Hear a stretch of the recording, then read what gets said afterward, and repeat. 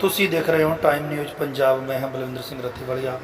ਅੱਜ ਆਪਾਂ ਪਹੁੰਚੇ ਸੀ ਫਰੀਦਕੋਟ ਮੈਡੀਕਲ ਕਾਲਜ, ਜਿੱਥੇ ਕਿ ਇੱਕ ਬਜ਼ੁਰਗ ਮਾਤਾ ਨੂੰ ਬਲੱਡ ਦੀ ਲੋੜ ਸੀ।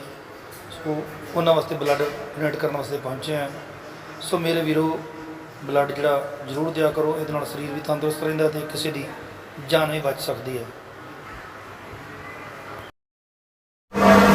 ਜੋ ਬਲੱਡ ਜਿਹੜਾ ਦੇਣਾ ਸਿਹਤ ਲਈ ਕੋਈ ਨੁਕਸਾਨਦਾਇਕ ਨਹੀਂ ਹੁੰਦਾ, ਪਰ ਤੁਹਾਡੇ 2 ਬੂੰਦਾਂ ਦੇ ਨਾਲ ਕਿਸੇ ਦੀ ਜ਼ਿੰਦਗੀ ਬਚ ਸਕਦੀ ਹੈ।